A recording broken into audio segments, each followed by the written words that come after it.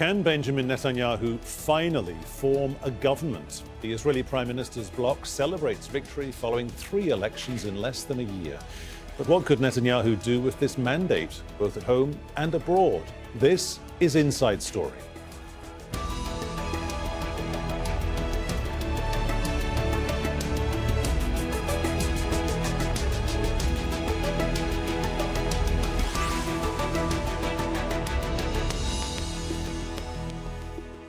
Hello and welcome to the programme. I'm Peter Dobbie. Benjamin Netanyahu has claimed a general election victory, but it's not yet in the bag. He's been fighting to stay on as Israel's Prime Minister for a record 5th term. That's after 2 previous general elections failed to produce a clear winner, and Netanyahu and his main rival, Beni Gantz, couldn't form a government. Now his chances of staying in power have been unexpectedly boosted. After the 3rd election in less than a year, exit polls show he has a significant lead. Another potential first for Mr Netanyahu, he could end up as the first Israeli premier to hold office while also being tried for corruption. Imran Khan reports now from West Jerusalem. Here in Israel, it's all about politics and deal-making right now. Prime Minister Benjamin Netanyahu is still a few seats short of being able to form a majority government. And now that means he's really looking to his options. And what are his options? Now, he has really 2 in effect. The first one is to find a coalition partner and bring them into the government. But most analysts suggest that he might not do that. What he might do is look to people from other political parties, defectors in effect, and bring them over to his cause, putting him over the line and giving him that magic number of 61.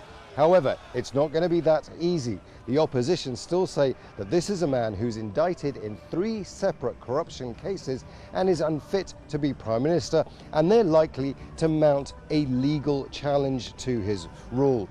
So there's a lot of politics still to go, there's a lot of deal-making still to go, but Prime Minister Benjamin Netanyahu has proved time and time again that if there's anybody in Israeli politics able to make those deals, it's him. Imran Khan for Inside Story.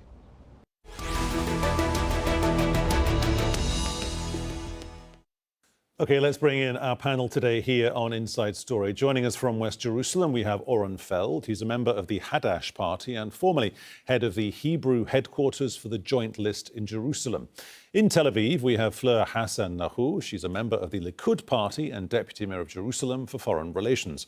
And in Jaffa, on Skype, we have Sami Abu Shehada. He's a Balad party politician and a member of the Knesset. Welcome to you all. Fleur Hassan-Nahou in Tel Aviv, coming to you first. Millions of people have just voted for a man who stands accused of bribery, fraud and a breach of trust.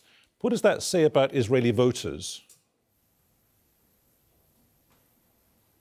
Well, I think that when you look at the charges, I'm a lawyer by profession, I trained in the UK, and there's 2 things that we have to bear in mind. First of all, there's never been a case in the entire world where a quid pro quo involves positive coverage in the Israeli press. We're not talking here about cash envelopes.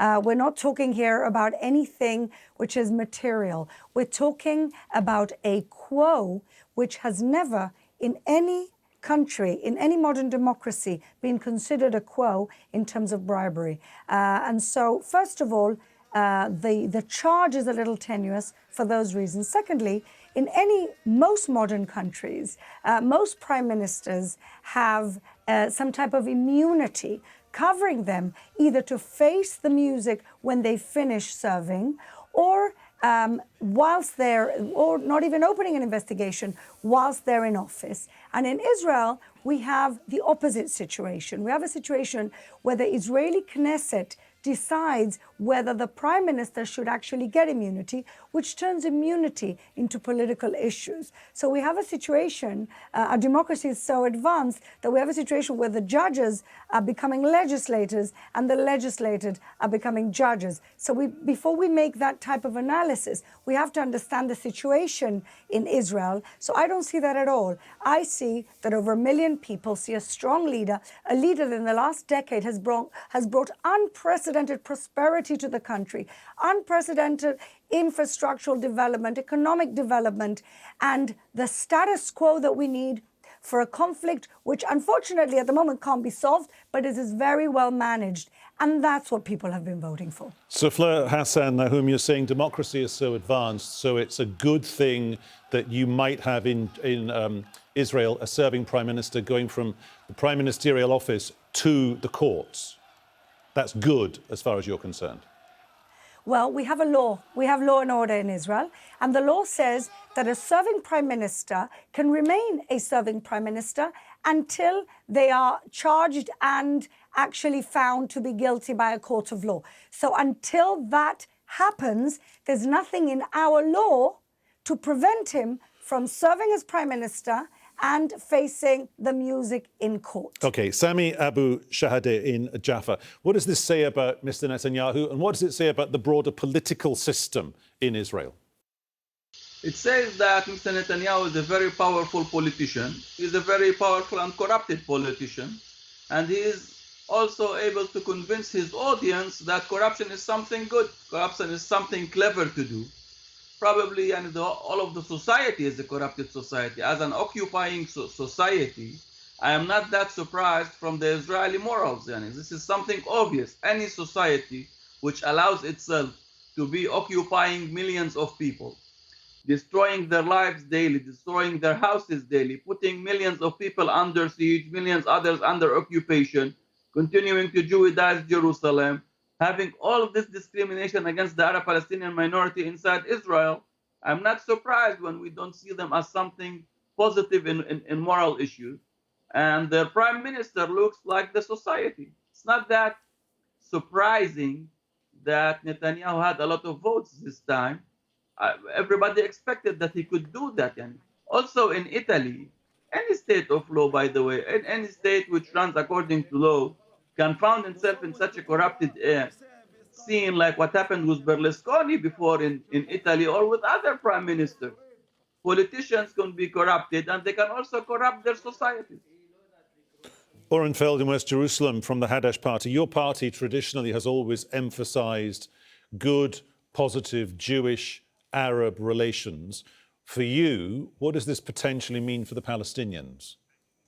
As a Jewish voter for the joint list, I think I have a very difficult time trying to explain the position of the Palestinians in this situation. I can say that for the joint list, we've made a very important achievement in the last elections.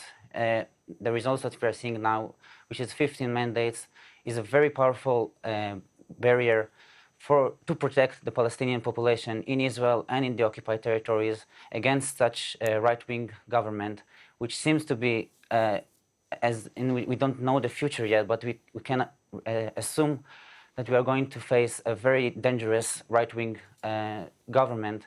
And I'm feeling, as a Jewish voter for the joint list, as a supporter and an activist, I can feel that much more safe that we have the joint list on our side with such power and such broad support in the Jewish population in Israel, as we face those coming years that could be very dangerous for us. We could see that the majority is becoming a much more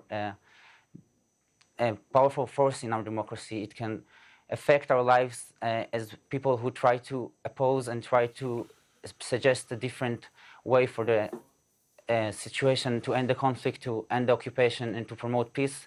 We could be facing years that might be very dangerous for us. I'm afraid that the current way that the government is going could actually affect our lives, and I'm very happy and assured that the joint list made a very important accomplishment in these elections, that we will have a much better force to protect ourselves in the parliament as the joint list grew in its power. Fleur, you seem to also have a stance that says Israel has got the prime minister it deserves, as well as the prime minister at some level that it voted for.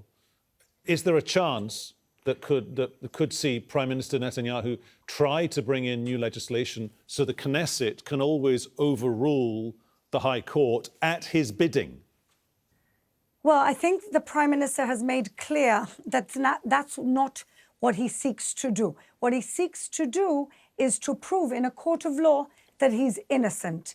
And as a lawyer, I can tell you that we here in a robust law and order society, in a robust democracy, we believe in innocence until proven guilty. I find it actually kind of amusing that your first panelist, Sami Abu Shahadeh, is talking about the danger to the democracy when we've just had an absolute surge in the power of Arab parties precisely because of our robust democracy and precisely because of law and order in this country. Let's look around the region and see what other country would consider what Benjamin Netanyahu did as corruption. We have the Palestinian Authority, which is basically ruled by mafia, where everybody knows, all its citizens know exactly what's going on there and the exact corruption that exists there. And Sami Abu Shahadeh feels that Prime Minister Netanyahu is the corrupt one in this story, and I find that extremely amusing. Okay, Fleur, I'm going to pause you there because I don't think there's anything to be gained from going down the road of whataboutism. But let's just put that point to Sami that you've raised, Fleur. Sami Abu in Jaffa. Does democracy die a little bit if you have 3 elections in under 12 months, the lines separating the political parties get blurred, and then it becomes an election about an election, or in this case, an election about one prime minister? Peter, the fact that states have laws does not say that they are democracies. All the states on the world had laws historically. Also, Nazi Germany had a lot of laws, by the way. Same had fascist Italy or the communist socialism under Stalin and others. They had a lot of laws. This does not mean it makes them democracies or it makes them nothing to do anything with human rights. Now, we are talking about in Israeli case mainly, we say that Israel by definition cannot be a normal democracy because it wants to see itself as the Jewish state. Being such a state cannot bring equality. Simply, they cannot bring equality between all the citizens. No equality, no democracy. So we are very far from having any democracy here in Israel. There are different ways in playing the game politically here. We have a Knesset, there are elections, but in general, we have the indigenous community here in Israel, the Palestinian minority. We are facing a huge racist consensus against us, which is making this, from our point of view, cannot be never a democracy. Oren Feld in West Jerusalem. Is that a fair point that Fleur Hassan-Nahou in Tel Aviv raises? In effect, Oren, Fleur seems to be saying that politics is getting more tribal. It's getting more tribal around the world, indeed, some people might say. But is it getting more tribal for the Palestinians as well? So in that regard, the Palestinians cannot get up on the moral high ground when it comes to judging Mr Netanyahu. Well, I don't think that it's becoming more tribal. If you see the last elections, Jews started to vote for the joint list in their tens of thousands. That's not a tribal thing to do. It's becoming more exclusive. It's talking about different topics, not only the occupation and the rights of the Palestinians in the occupied territories. It's talking about the rights of Palestinians, citizens of Israel. It talks about the environment, the different economical improvement that we can make in the rural communities in Israel. We're not only speaking about the Palestinian needs, we are talking about the public needs. We're talking about the publics of all the impoverished and the oppressed communities of Israel. We are not a tribal party. We are trying to address the needs of the entire impoverished people of Israel. We are trying to create a future that is joint, that is joining forces of everyone who wants to promote a democratic future for this land, a just peace for this land. Fleur, chances are this will probably mean more annexation of occupied territories, the occupied lands. But the reality is that Mr Netanyahu couldn't do that or couldn't think about doing it without his friend Donald Trump in the White House and the release of the long-awaited so-called peace plan at the end of January. Yes, absolutely. I think that the main idea is to try and finally get the Palestinians to sit at the table, which they've refused to do for years, even under President Obama, which was considered to be a Palestinian-friendly president. So for years and years already, we face complete objectionable from the Palestinian Authority leadership to sit down, rejectionism to sit down with Israel and talk peace. And now that we have a real deal on the table that actually reflects the reality on the ground, the reality that there are Jewish settlements in these neighborhoods, the reality that annexing would actually make sense, the reality that in many, many cases, the Arabs living in these areas would actually be thrilled for annexation because they understand that the Palestinian Authority is giving them absolutely nothing to improve their lives, absolutely nothing to improve their communities. And I very much hope that this deal of the century brings the Palestinians to sit at the table and actually finally represent their people and not their own self-interest. And I want to say something else to Sami Abu Shadeh. He said earlier that we're not a real democracy, we're not really law and order. In which country in the world that he calls an undemocracy would you have had an Arab judge, an Arab Israeli judge, putting a prime minister, a Jewish prime minister, in jail, which is what happened with Ehud Olmert? Don't pretend this is not a real democracy, and don't pretend we don't have law and order. We just have to look around and we understand what we're facing around us. And we also understand that Israel is a beacon of freedom and a beacon of law and order and democracy. Sami, does Fleur have a point there? Because if Donald Trump, in effect, motivated Israeli Arabs to vote, might there be a domino effect? And might therefore the Arabs talk to the Palestinians and the Palestinians say, actually, yeah, we will take a seat at the table, even if the starting point was precisely what they didn't want when we got the release of the peace plan at the end of January? Peter, first of all, I have to agree with Fleur that she's right to compare Israel to a lot of countries that nobody wants to be compared with, and then Israel will find itself doing well democratically or in other ways of corruption. And Israel could be much less corrupted than a lot of places in Africa and a lot of places that nobody wants to be compared with. Now, regarding the Trump conspiracy with Netanyahu in order to destroy any hope or any dream of the Palestinian people, in order to get to negotiations, Mr. Netanyahu didn't have to go to Washington. He could have done it in Ramallah. It is much closer geographically. And when we are talking about negotiating a deal needs two partners to do it. Now, ignoring the Palestinian partner and trying to enforce on the Palestinian people things that none of the Palestinian leaders can accept, this will never happen. Now, we know that Israel is a very violent and very strong state. And we know that Netanyahu is also a very violent leader and he could do crazy things. Probably mainly now because in his very bad situation, doesn't want to go to prison, he might also do very crazy things. Still, with the Palestinians, we have a very strong card that we believe can prevent all this conspiracy, what is called the deal of Trump or any program he likes to call it. We can say no. Anything which will not bring us closer to peace and justice, we can simply refuse it. Now he can continue the discussion. Netanyahu can continue his discussions with Trump as much as he likes. They can set any programs as much as they like, but they will, if not now, maybe a little bit later, they will disappear from their political arena. The Palestinians will continue being on their land. We will be here in our homeland. And we will continue struggling for peace and justice for all, by the way, not only just for the Palestinians. Oren Feld in West Jerusalem. Clearly, Mr Netanyahu's supporters believe he still has the moral authority to carry on as Prime Minister, to carry on governing Israel. He might say for all Israelis. Do you feel that he still has that moral authority? Because, as Fleur in Tel Aviv says, you are innocent until you are proven guilty.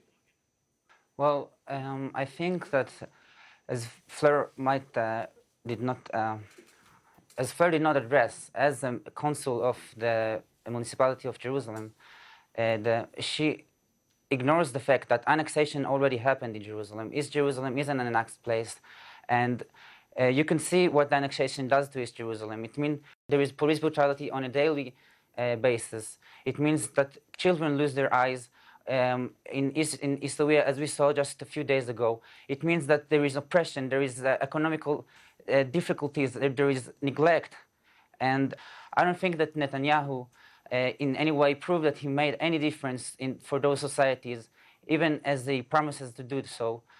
He does not have any moral ground to choose anything for the lives of the Palestinians. He does not have... Okay, as we head towards the end of the programme, final thoughts, please. Coming to you, Fleur, first. Last time round, second election, Beni Gantz said, look, we agree on 80% of the issues. They couldn't work it out second time around. What if they can't work it out now in real terms in the Knesset? Is the only option a fourth election? Forget about the third election. Have another one, because there seems to me to be now a democracy deficit where all the parties are coming together, but there's no clear path through that process. And then you've got the prospect of Mr Netanyahu having to go to court every so often. So first of all, I want to address the comment made about East Jerusalem. I'm very, very involved today in trying to equal the gaps. Your previous speaker was right. There has been neglect for a very long time.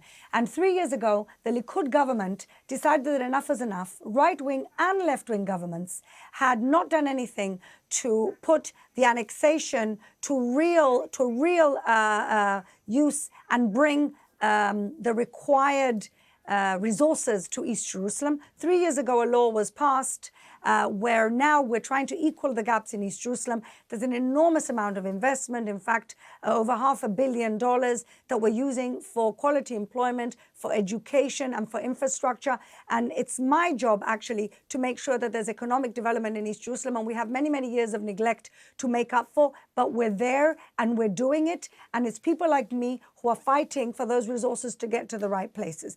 Now, in terms of the political situation that we have at the moment, look, I think the main problem was with the last 3 elections is that Beni Gantz's party and their whole identity was based on one main thing, was based on we're not Netanyahu, was based on let's get rid of Netanyahu. Remember, Blue and White is actually a group of 3 different parties that are very, very different in terms of their political outlook and who they are and the type of people. And the only thing that brought them together is their hate and their desire to get rid of Bibi Netanyahu. Okay, now, Fleur, I'm going to pause you there again, for which I apologise. I just want to put the last point to Sami. And they Sami, didn't manage to do in that. Jaffa, And what if that's the problem. Netanyahu in government as Prime Minister is so weak, he can't do anything domestically, he only manages to carry through on the possibility of more annexation? Is there a probability that the only way forward is actually a government of national unity minus Mr Netanyahu? I don't think that this thing can happen. I don't think this as a realistic scenario. Surely not now, not in the near month at least, because we are not seeing anything happening serious within the Israeli audience. The Israeli audience have re-elected again and again a corrupted prime minister. People don't care much about what's happening. The state has been being run according to his criminal files for the last 1.5 years, which is a lot. A lot of the state ministries are quite paralyzed in Israel nowadays. It's not moving the people. There is something paralyzing in the Israeli politics in the last few years. I think the main issue here that there has never been a serious political alternative in the last 20 years, in the last two decades in Israel. There has never been a serious relevant ideology against what is Netanyahu giving. This is what you have said is quite right, that nobody really knows the difference between Gantz and Netanyahu. Still, you don't know why they are not sitting together. The whole issue is very complex. I think Israel is quite different than most of any normal state that I know about. Okay. Netanyahu can regain control because he was all the time controlling by fear. Okay, we And have this to leave would it there. allow Thank you so much to our guests today. They were Oren, Feld, Fleur, Hassan-Nahou and Sami Abu Shahada. And thank you to you too for watching. You can see the programme again anytime via the website aljazeera.com. And for further discussion, do check out our Facebook page, facebook.com/AJ Inside Story. You can also join the conversation on Twitter @AJ Inside Story. Tweet me, I'll tweet you back. I'm @PeterDobbie1 from me, Peter Dobbie, and everyone on the team here in Doha. Thanks for watching. We'll see you at the usual time tomorrow. Bye-bye.